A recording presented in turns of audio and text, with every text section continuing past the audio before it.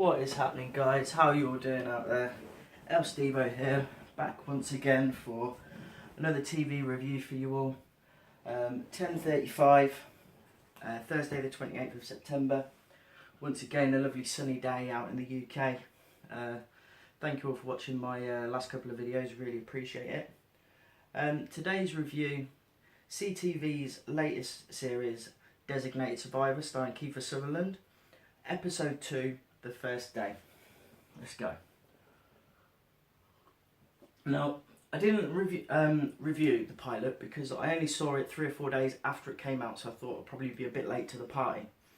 But basically, the premise of this show is for every time the President and all of Congress make a speech or whatever on Capitol Hill, there's always one guy from the cabinet who is the designated survivor in the case of there being a terrorist attack or something happens to them all. And in this case, Kiefer Sutherland is that guy. He plays the Secretary for Department of Housing, I think, and he's the designated survivor. Obviously, the Capitol building blows up in the first episode, and he is sworn in very swiftly to become President Kirkman. Sorry, it's very early. Sorry, it's not early. I had a very early start. Now, episode 2 is called The First Day. We see early on in the show, Kal Penn, Seth Wright in the show, had written a speech for him, and the first episode ended with him making this speech. Now, in the start of today's episode, the speech hasn't gone down very well. America's in complete turmoil. There's riots in Michigan. The police are rounding up Muslims and segregating them, arresting them all. The world's in chaos, really, as you would imagine. Try and think the days post 9/11. Peace. Post 9/11, you kind of get a feel for the atmosphere of this show. A lot of people are comparing it to West Wing. There is similarities, obviously, with it being set in the White House, but not too many. There is a degree of, they're bringing up a lot of racial profiling at the beginning of the show. Seth Wright, again, played by Kal Penn, the comic. He is walking to work. He is the president's speechwriter, and he's pulled over by police purely for the fact that he's a Muslim. Later on in the show, there's a Muslim beaten to death in Michigan, which was kind of a running theme for the show. Really, racial profiling it's a good topic to tackle, I think, at this point in time. There's a lot of hysteria regarding the Muslim world at the moment. I think a lot of Muslims get tarred with the terrorist brush for absolutely no reason. Obviously, I live in the UK and we have a massive Muslim population here. There is bad eggs.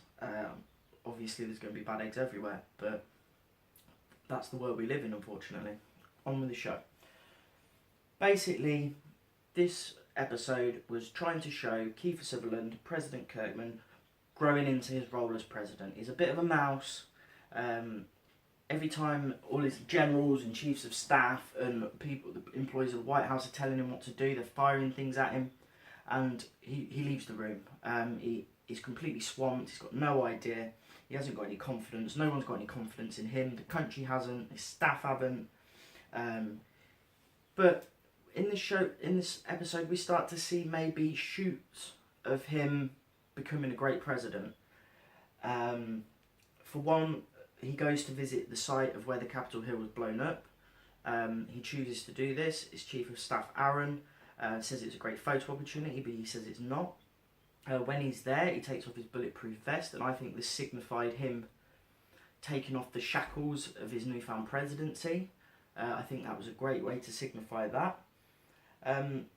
He has a problem with the governor in Michigan. Michigan, I told you, are rounding up Muslims and arresting them all. Michigan has got the largest populations of Muslim in America, and the governor there, Governor Royce, is a bit of a dick. He basically hangs up on the president and says, I run Michigan, you weren't elected, I don't believe anything you say.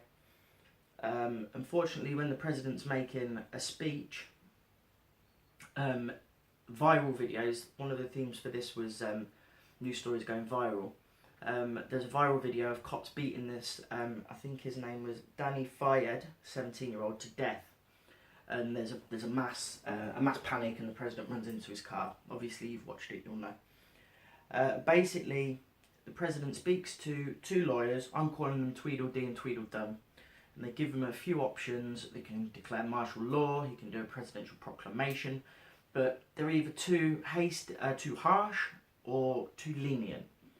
So basically, the president, in another scene of him getting to grips with his presidency, gets Governor Royce on a video link, like Skype or whatever, probably a bit more secure, being the president.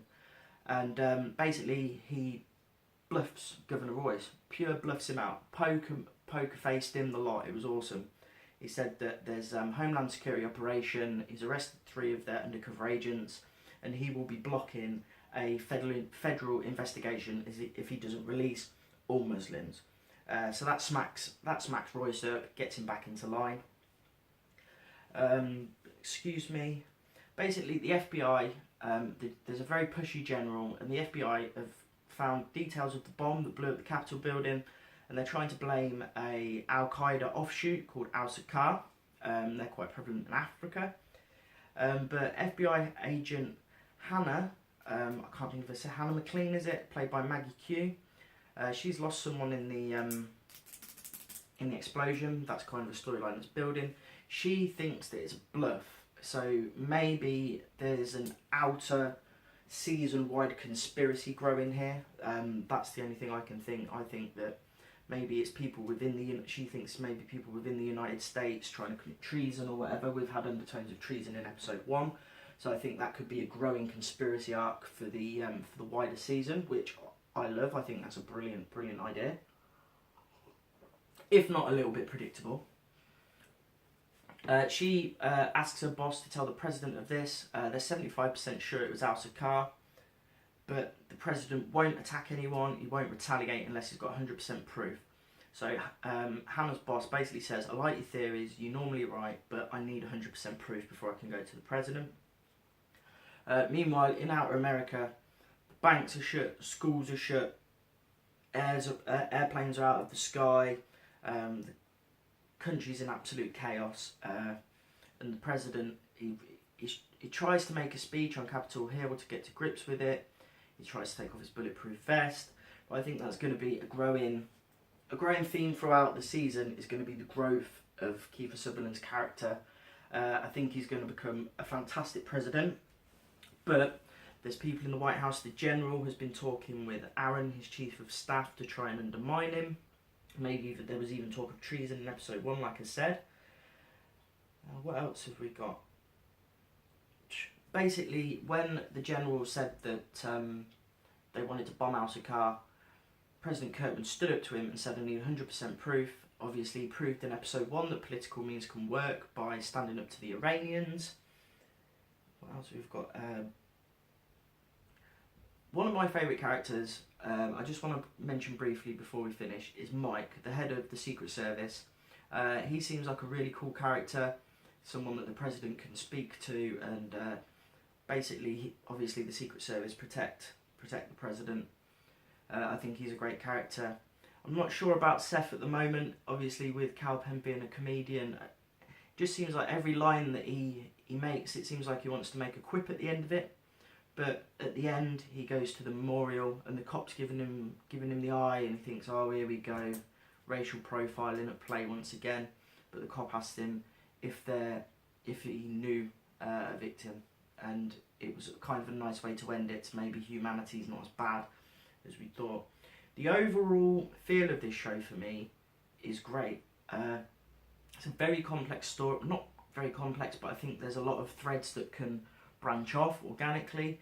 I think I'm really looking forward to episode 3. I'm really looking forward to the rest of the season. I will continue to review it. I think it's going to be great. And I'm sorry that this review hasn't been as fantastic. There's a lot of characters to get to grips with, and obviously as the reviews go on, I won't need my notes to tell you the characters and their actors and stuff. But other than that, I think this is a great show. I think CTV are onto a winner. Kiefer Sutherland plays the stuttering, growing into the role of president fantastically. I like when he asked Mike what his code name was when he was in the Department of Houses. His code name, obviously, as president, is Phoenix. His code name when he was in the Department of Housing was glasses, because he wears glasses, obviously. But I think that's pretty much it for now, guys. Obviously, watch episode 3. If you haven't watched it already and you just stumbled across this video, watch the first 2 episodes. They're fantastic. If you liked West Wing, you'll like this. If you like conspiracy kind of shows, you'll probably like this. Just enjoy, guys. I'm enjoying, and I think I'm going to do Luke Cage. I'm not going to binge watch. I'm going to do the opening episode, then 2 videos for the middle episodes, and then the last episode. So that'll be a 4-part series over the weekend. But that's pretty much it. Other than that, I'll see you next week back here for Designated Survivor. Back here for This Is Us, Not Long Till the Flash. Hope you all have a lovely Thursday. I'll catch you on the flip side. Peace.